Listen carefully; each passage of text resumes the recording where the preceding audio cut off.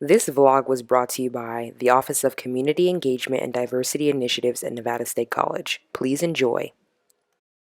Hi everyone, it's Nayeli.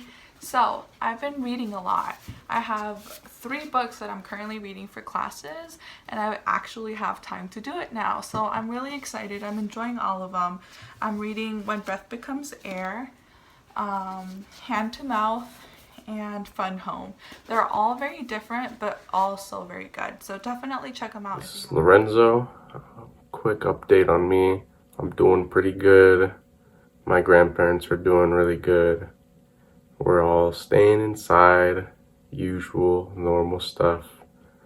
I hope everyone who's watching is also doing good and keeping safe. Hello everyone, welcome to this week's vlog. I hope you guys enjoyed last week's vlog on Native Americans and their history. This week we're going to be talking about gender roles as well as stereotypes, toxic masculinity, and also femininity. I'm doing very well myself, keeping busy, finding new ways to enjoy entertainment and talk to people online, finding new apps, Chrome extensions to watch Netflix together with your friends, downloading new games, and just trying to stay productive and also balance my time with resting and relaxing before we're back out there with our 40-hour weeks or longer.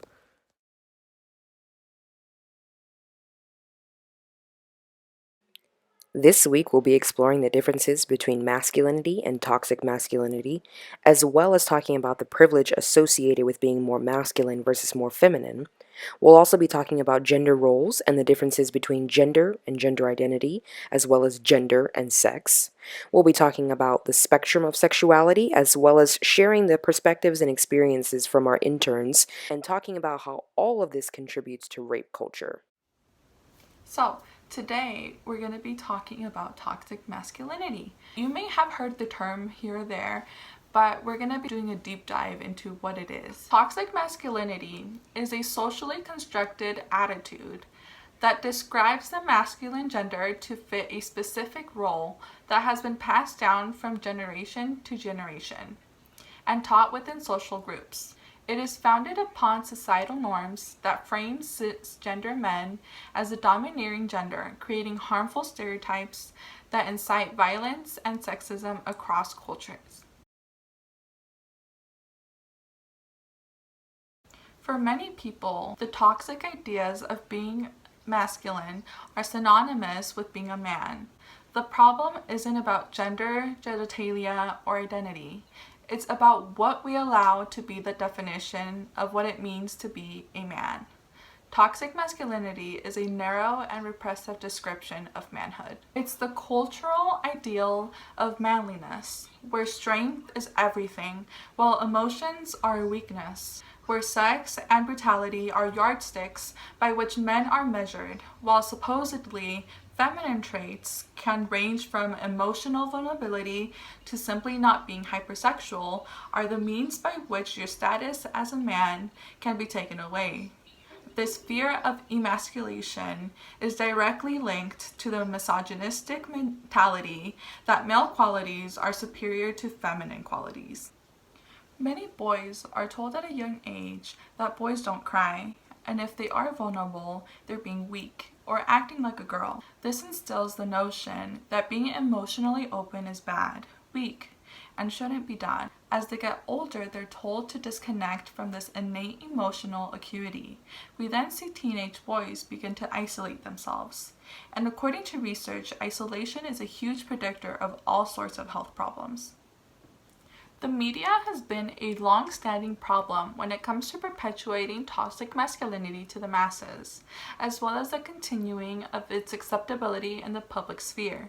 One way the media maintains the sentiment of toxic masculinity is the constant story arc of the typical super strong, hyper-masculine hero saving his damsel in distress.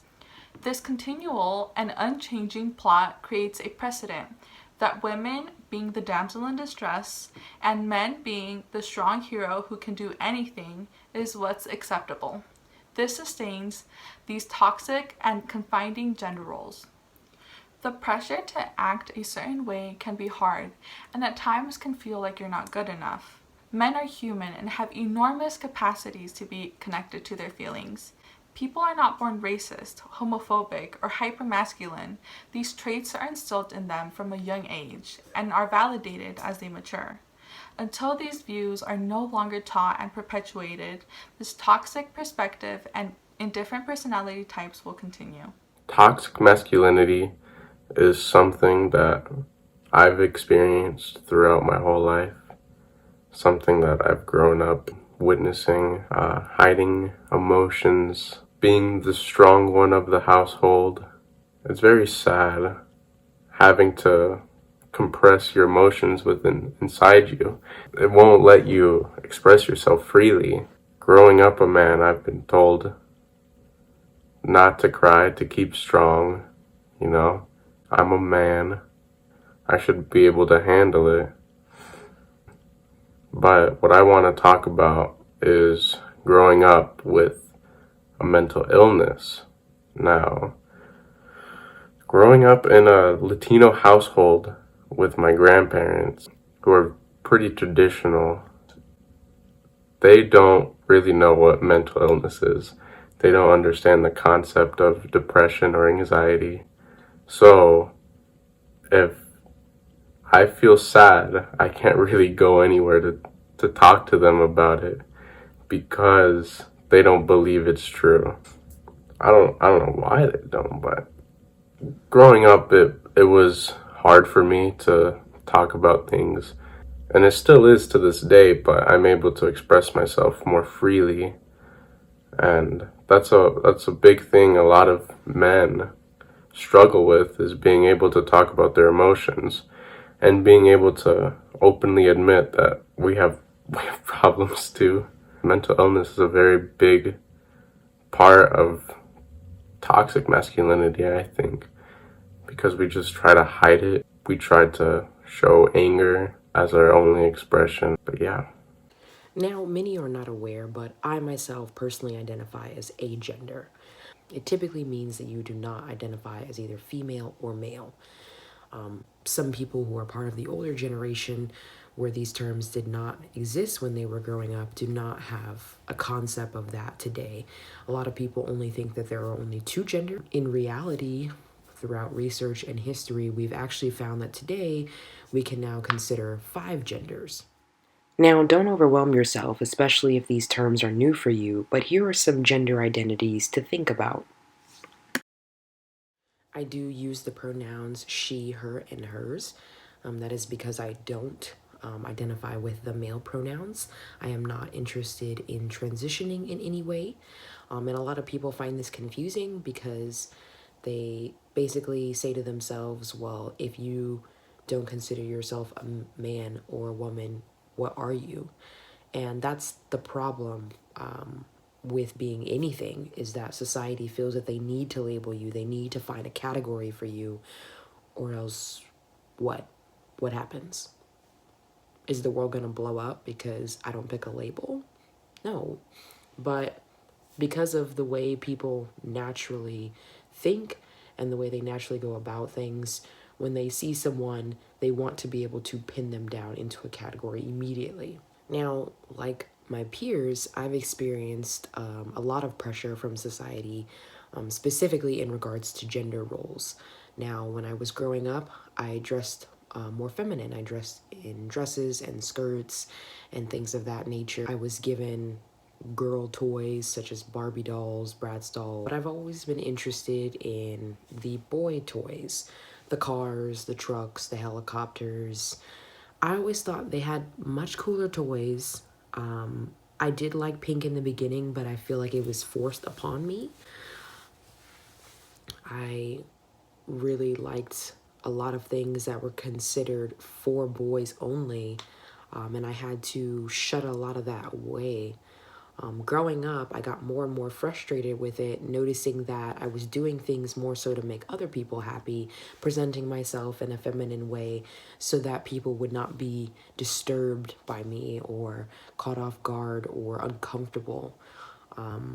later on realizing that I was making myself more and more uncomfortable by forcing myself to be something that I wasn't. By the end of high school, I felt that the person that I was presenting and the person that you saw when you saw me was someone that I could be proud of and what matched with what was going on in my head about how I saw myself. Now, the reason we talk about gender identity is because it's a perception. So, my gender identity may not match my sex, and it also may not match your assumption of what I am. You may look at someone and think that they are a cisgen woman or a woman that is identifying with the sex that they were born with. Those two things match up. You may think that that's a cisgen woman. However, it could be a transgender female for all you know. Keep in mind that both gender and sex are both on spectrums, meaning that people can be fluid and that these are ever changing and evolving.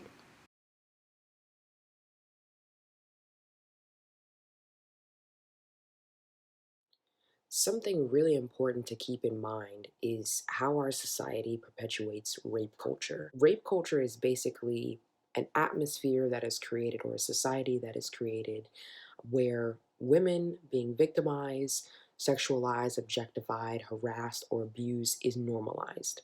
In our society, these things happen all the time. So much so that women aren't even believed most of the time, which leads to people not reporting or not feeling the need to share the trauma that they have endured because of what has happened to them. Women are objectified in media, in the real world. They are told that what they are wearing invites people in, and that if they are wearing certain clothing that they expect or desire to be approached. Women are sexually harassed in the workplace.